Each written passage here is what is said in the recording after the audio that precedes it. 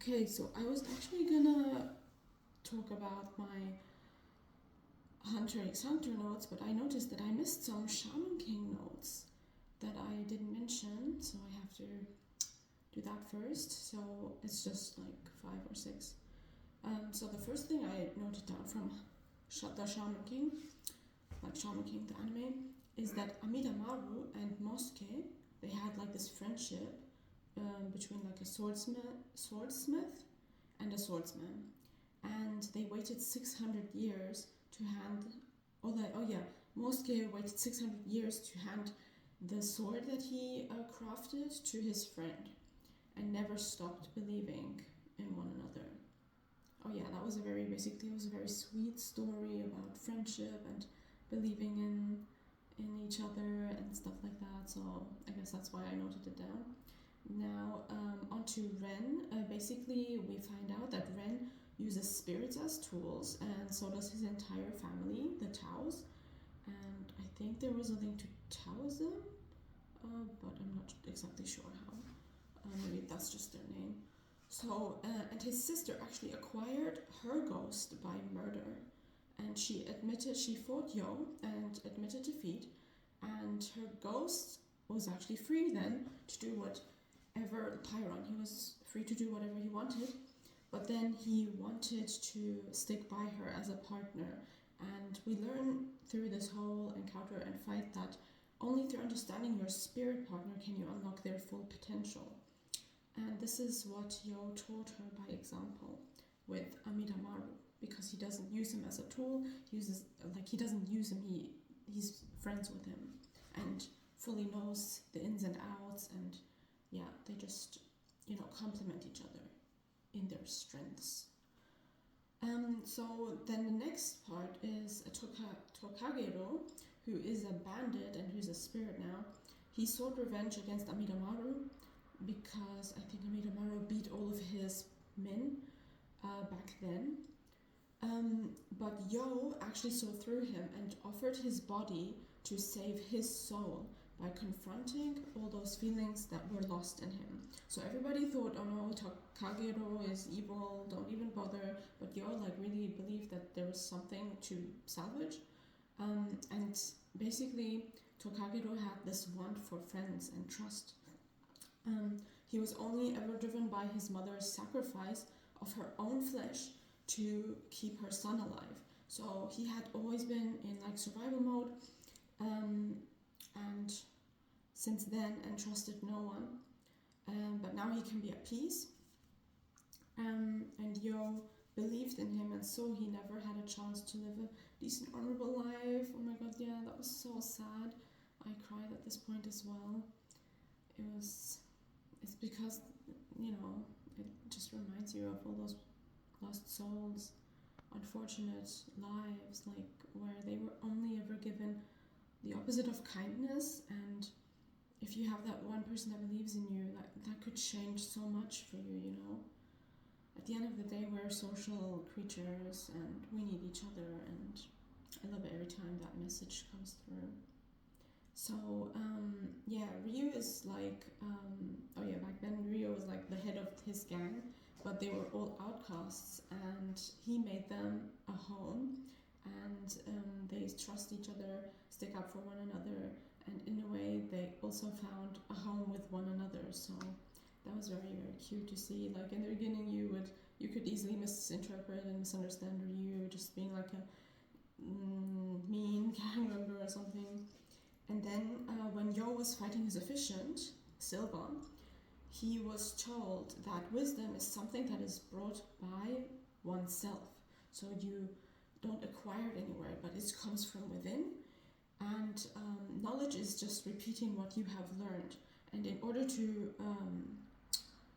pass his qualification test for the Shaman King, just to be able to enter the qualifiers, I think, was he had to show that he was able to conjure up something out of himself without outside external help. So yeah, then I'll just add this before, and then the real video, the one that I took in one take, is gonna pop up now. Okay, so I really wanted to get this recorded. Me speaking on my thoughts of Shaman King, the recent anime I finished, and I have to get ready to wash my hair, shower and stuff, so I'm gonna do that at the same time. Yeah, so basically, I don't remember taking notes in the very beginning because I wanted to just try and enjoy it, but I think looking back, the first thing I would have noted was the fact that Yo, the main character, the one who wants to become the Shaman King, made his first friend, human friend, besides the spirits he befriended, and so that was Manta, and that's why Manta became a very special person in his life. And Manta, his role in the whole anime was more secondary, but he also functioned as a narrator sometimes. And I remember that. Okay, and I'm just gonna go through the points. That was Tiga's tale. Go through the points. I have so many. I'm not gonna number them. I think maybe just the main ones. But I'm just gonna talk through it and then see what I'll number. So then I remember that the grandpa of Yo taught him what it means to be a Shaman King and wanted to help him find the purpose of why he should become one, because he didn't really want to in the beginning, but it kind of became his destiny because in the very beginning of the anime you see that Yo has a twin brother who is a reincarnation of someone named Hao, who's been reincarnated for the past 1,000 years and always wanted to become the Shaman King to decimate the entire human population because he sees no value in humanity and all that stuff. And that's why the Shaman King is chosen through this Shaman King competition, and in basically it happens every 500 years or something. So the last time he failed, we'll get to that why and everything. Yeah, so basically the Grandpa Yo teaches Yo that the point of being the Shaman King is to uphold the balance of the world, and humans have resorted to cause an imbalance in the world and stuff like that, so it's just to have everything in perspective again. And yeah, so one of the first characters we meet is Ren. He's very evil in the beginning, but he has a change of heart through Yo's influence, which is so sweet, and then they become rivals. And I love that there are rivals in animes and they support each other, but at the same time one up each other. Yeah, I love that. So we'll get to Ren later, but first I want to talk about Horo, whose real name will be revealed later. But basically he wants, his reasoning for becoming the Shaman King is to save the Kororo people, who are these tiny figures or creatures that kind of look like humans but are not, kind of fairies, and they have taught them how to use the land when they arrived to that place where they came to, Horo's tribe, who derives from a wolf tribe or something. And they are very thankful to them, but now they're being not persecuted or endangered, and so he wants to save them and stop the habitat destruction and stuff like that. And Yo was so touched and moved by this that he wants to take on his ambition as well, as he strives to become the Shaman King. Okay, so later we find Yo has to face another character called Faust, who's German based on Faust and Mephistopheles, and he basically had a lover that he lost called Eliza. She was sick. She was healed through his research, but then something happened and she lost her life. He was forever. It's kind of sweet how much he loved his Eliza, but it was kind of obsessive, but in a sweet way, I don't know.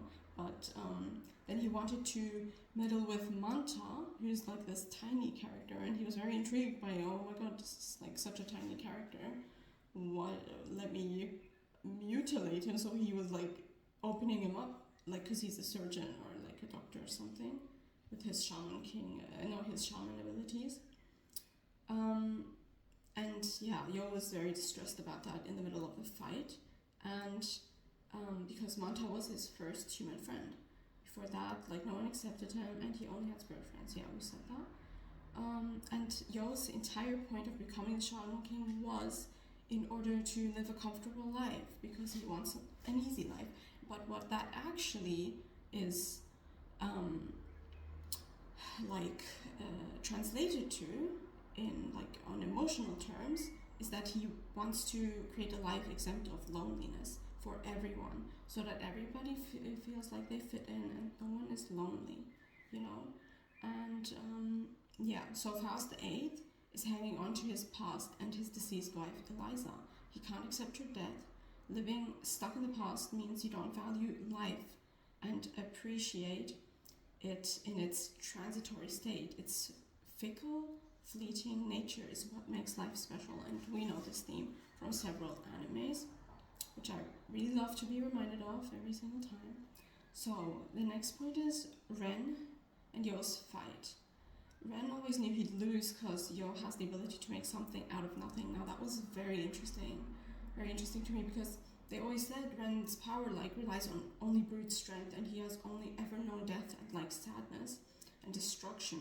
But Yo knows sadness too well. However, he also has the ability to create deep warmth and love from the same source of sadness, which Ren lacks. And the fighting ability relies immensely on the confidence of the owner in the shaman world. So your overspirit can increase in strength just with your unshakable belief in yourself, just like with Yo.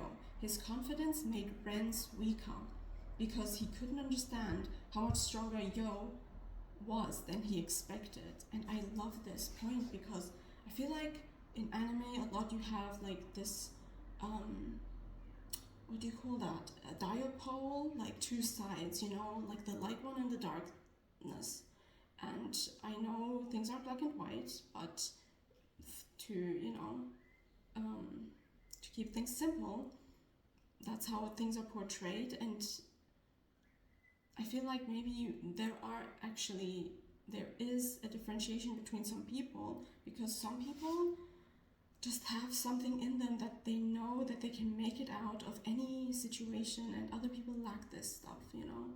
So I hope that the people who lack it will be able to, you know, still learn it and grow with it, but you never know. But I guess that's the point they want to, like, that should come across, that people can actually,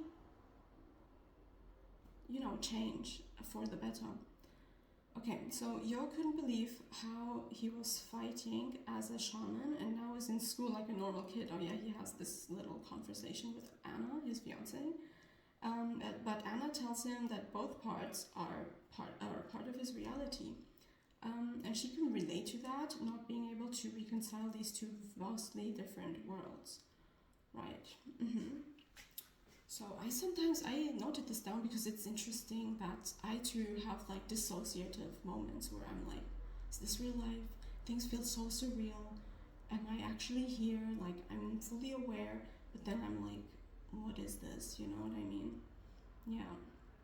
So Ren realized what he thought isn't true, that all are evil. Yeah, he realized that not everybody is evil, and he hated all of mankind, and that was all he needed to do, you know?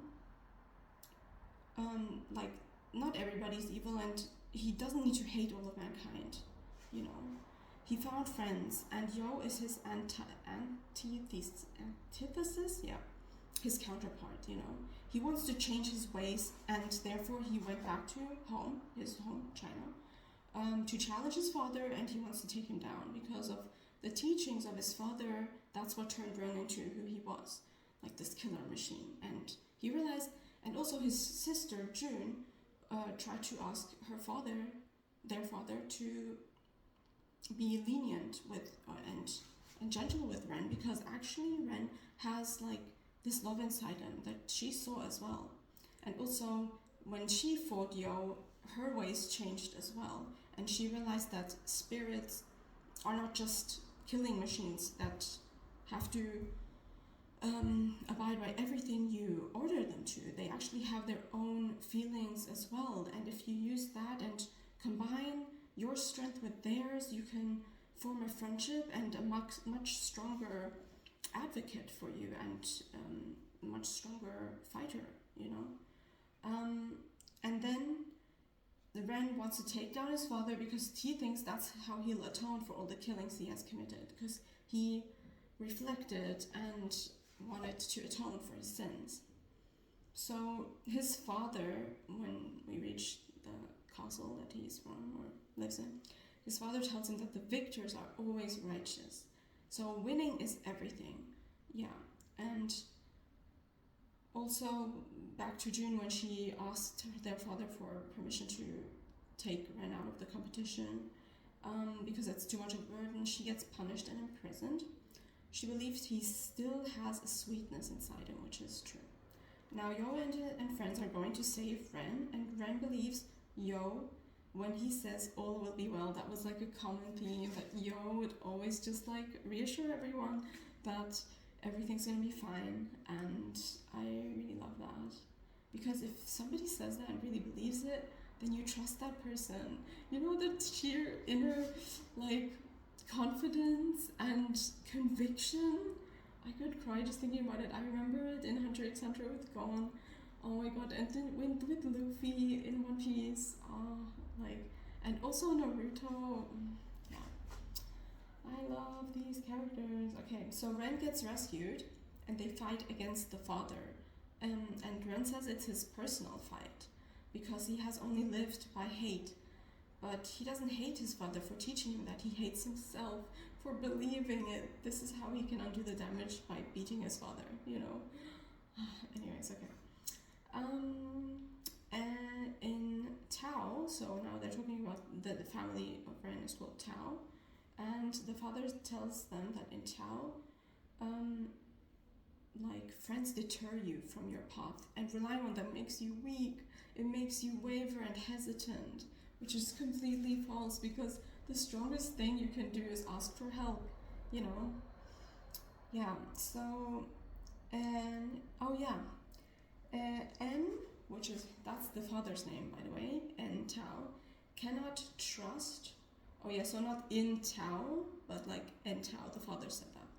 And Tao cannot trust anyone due to the family history, because they had a terrible history where all of their family members were like killed or something, and they couldn't trust anyone because the closest ones to them like abandoned them or betrayed them.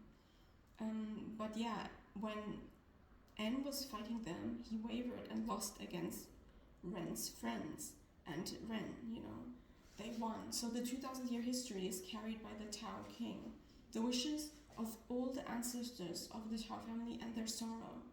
After what happened to them, how can they ever trust another human again? And says the father. He didn't trust anyone, not even showing his true form to his own children. They only saw his overspirit, which was like this large being, very intimidating. So then the grandfather and the mother step in, and they stop the fight and explain that good and evil must be in balance. But N, the father, got too obsessed with the family honor and only focused on one side of the story. But Ren broke out of the cycle thanks to his friends. And I'm gonna make like a little pause. Okay, we're back, and I'm gonna start undoing my hair, and I want to show you Tigger as well. Hi, baby. I shouldn't. I love you. Yeah, okay. So, stop stretching like that. Okay. So, basically, the grandpa said also that good and evil don't actually exist in this world. Only the balance between the two can exist. So one can't exist without the other. And now I'm taking you to Tokagero, who is Ryu's fighting spirit now. Oh yeah, they had a whole fight as well. I didn't write it down, but it was so sweet because Ryu, like Tokageru, he was so full of hatred against what is Yo's spirit, over spirit called Amadiru. But then his hate somehow like diminished because Ryu told him that like that shouldn't be his driving force, but rather being there for his comrades who supported him throughout everything, you know? So anyways, Sokageru is Ryu's fighting spirit now and questions why they all became friends if they have to end up fighting each other. Amadamaru says that's a good thing because friends help you fight and grow through this. As long as they do their best and have fun, it doesn't matter who is victorious. So yeah, that kind of makes sense. So the first mental test was the disappearance of the plane. Oh yeah, they are in the shaman fight now. They all passed their qualifications. They're the qualifiers. And then they were, flown there by plane, but then the plane was kind of an overspirit, I guess, and disappeared into thin air. So they were all falling from the sky, and they had to stay calm and make it to the ground, joining their mana, their, force. They call that mana. So the first person they meet was Lily Rara, who is one of the tribe people, the ones that are organizing the shaman fight, or like the Patch tribe or something. And I guess she was one of those. And basically she said she was envious of the gang, of the friends, because they had the ability to look beyond to the hopeful future, and she was only able to remain in the past. And then she told the whole story about how their village was like, or their tribe was attacked, and I think it was, hi. Okay. What do you want me to do? I don't know either. You need to tell me, Spiral. Spiral? Okay, I'm kind of busy right now. I'm busy? Baby, don't show me your butt. Okay. So, basically, Horo forgot to be thankful to Kororo, like his spirit, and that's why she disappeared. And then, like, this is another little story that happens. And then he was found he fell off a cliff. He was like caring or liking this other spirit, I think, that looked like a fairy, I think from Lyserg, who they met. Green-haired British kid whose parents were murdered. By how? So basically, Horo kind of like forgot to be thankful to Kororo, his little spirit, and she disappeared. And then he fell off a cliff, and this ranger found him, who made it her life mission to protect a bear by the name of Apollo, who was attacked by poachers. And then they took him in and cared for him, but and then afterwards they, took it back to the wild, to the wilderness, setting him free. But even then he still hated humans because of what they did to him, and Horo finally made him feel at peace. Yeah, he was like, he appeared, Apollo appeared, and then Horo was like helping him because he understood animals. He's a character who's very connected to nature. So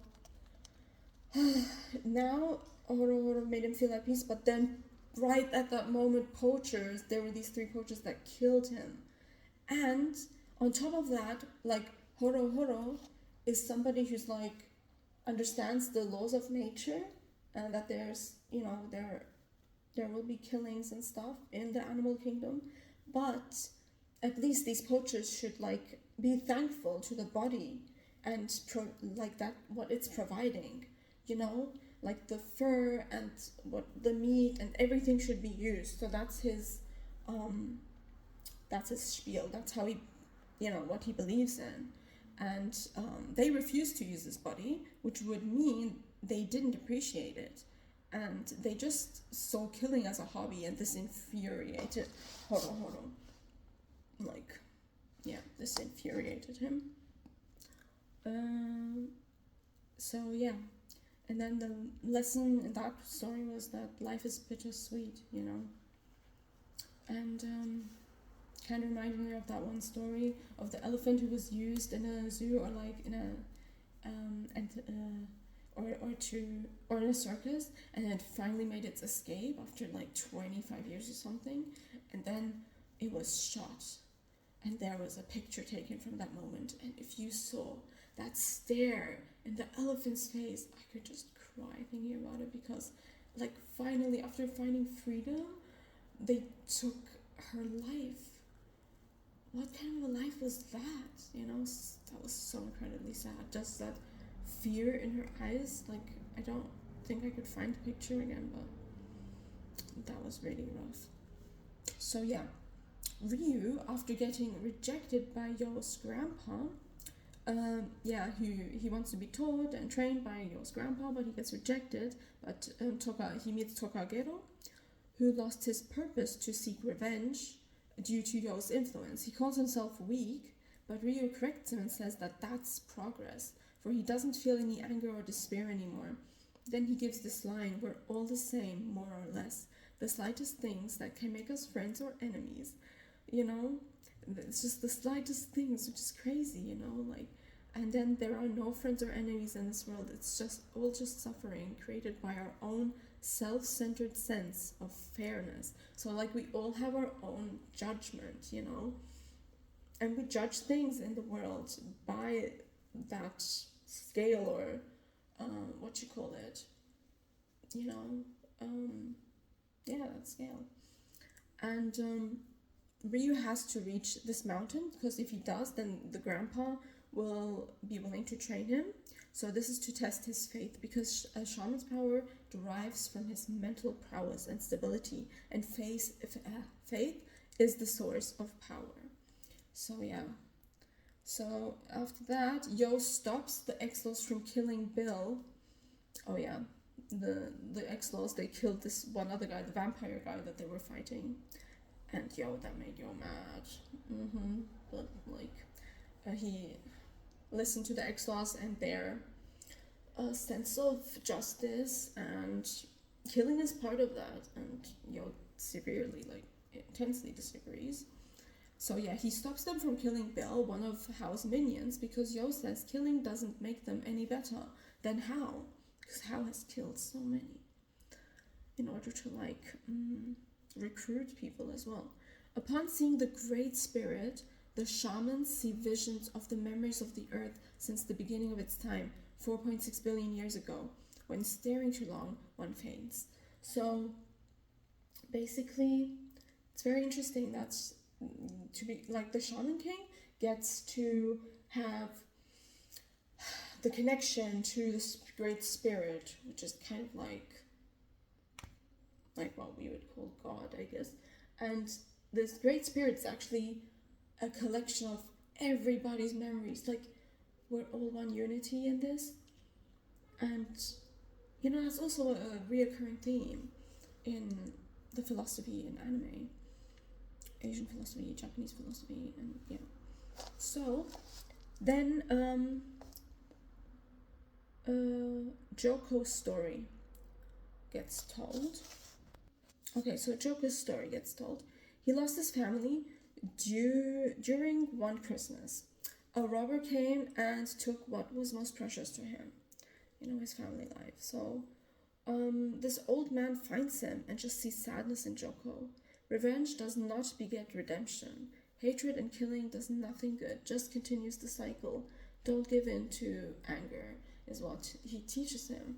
So this teacher he becomes his mentor. I forgot his name, but he has like South American origins, or, you know,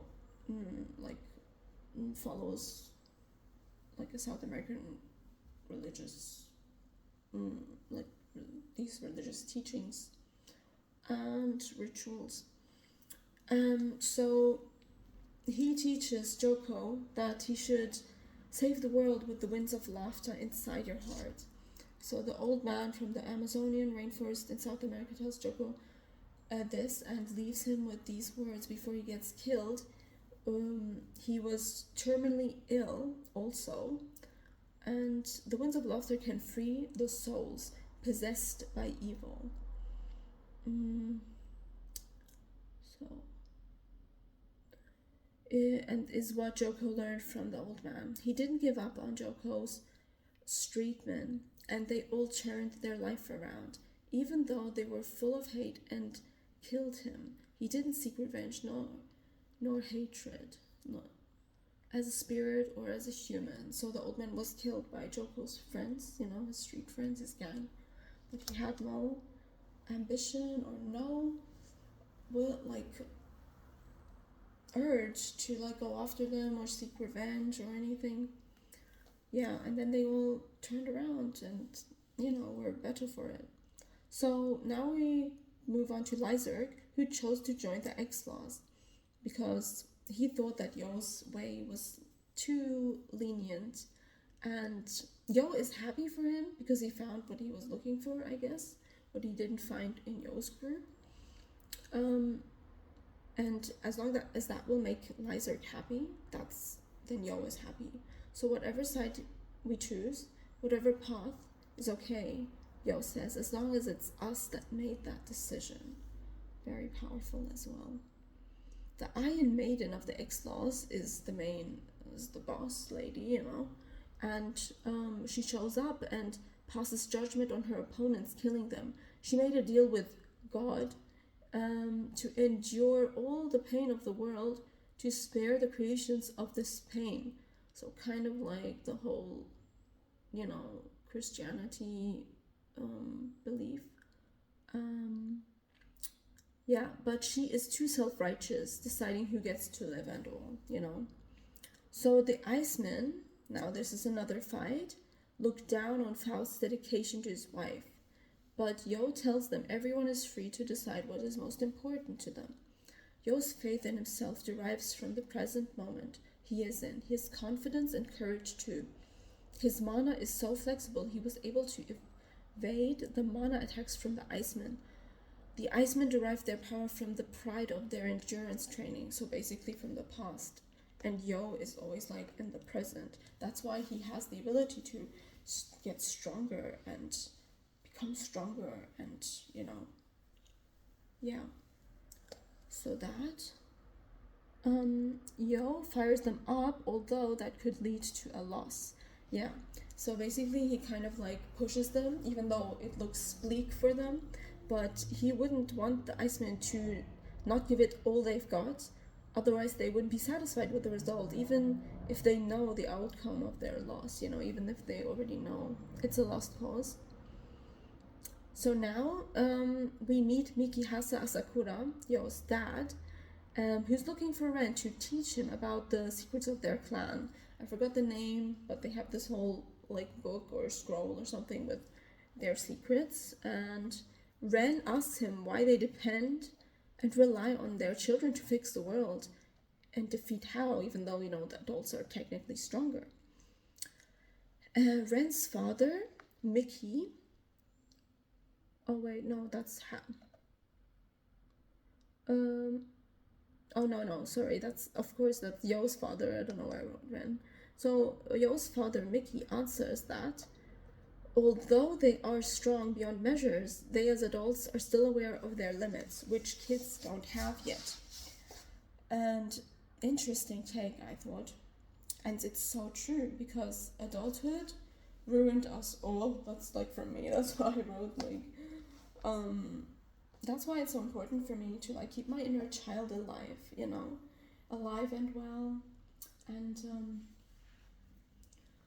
not giving it up, because it's a special thing, So now we move on to this panda guy and peyote. They talk about how mana is quantifiable and an increase, and can increase, especially when you go through death and near-death experiences or reincarnation. You have the ability to increase your mana, but as soon as someone gives you a number to your power or grades, you limit yourself and stop growing. So interesting, right? So Like everything in our lives, in this world as well, we are measured by numbers. We are just basically walking numbers. It's also the same with the algorithms in our phones that are tracking us. We're just a number. And but this is not what they mean. That's something entirely different. But basically, we get grades. We get graded at work as well, or whatever. Everything is measured, and as soon as we see a number to our name or our ability, we stick to that, or we move only around that, and we don't understand that there's actually, we could go way beyond that, and kids don't have this limitation that adults have. And like the whole ability to increase your mana. Once you know that there are no limits, the world's your oyster, right? Okay, so then there are these three witches, and their mana was so strong out of the sadness they endured. So they had to they were basically persecuted and stuff like that. You know how there were witches in the past in this world as well. So they're mythical creatures. And Pyron says, no man is an island. We all need each other and rely on people one way or another. Mikasa ended the fight and disciplined the girls and told them to stop smoking and to treat their doll, who was possessed by a soul, better. And he was being a father when he came to stop the fight. That was so funny and cute at the same time. And they were like, what the hell is up with this dude? And it just goes to show that they were just, missing a father figure, I guess, or somebody who directs them or shows them the way. Okay, I think I'm gonna have to make a part 2 because it's already at 32 minutes. But basically, so Miki also slaps Tamao and June, and tells them to really think what they were fighting for, because all will mean nothing if the people we fight for die. So he was referring to them that, if they were to die, he would have been extremely sad, and then it would be very tragic if they died. And then he starts crying. He's a very emotional character, very sweet. He also says, friend or foe matters not. In the end, we all relinquish to great power. Good or bad, no matter, then we die. So, yeah.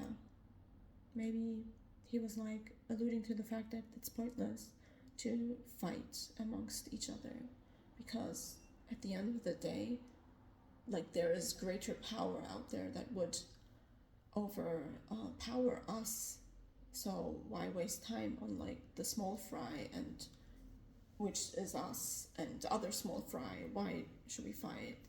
Because there are way greater powers above us. And yeah, so then he also talks about the two children. What were their names? Serum and Redsep. And their story is somebody killed their father and their mother was long gone or something. So they didn't really meet their mother, but their father was very obsessed with creating this golem, this machine, and it has immense power. And that could have killed all of them. So Mickey says they were lucky that those children didn't activate their golem of war. And then he says children are naive and innocent, but that's what makes them frightening too. They may lie, but will always stay true to themselves. So he has to stay close to them and watch over them. And then he says that truth is reality that cannot be altered. Nothing is as cruel as truth.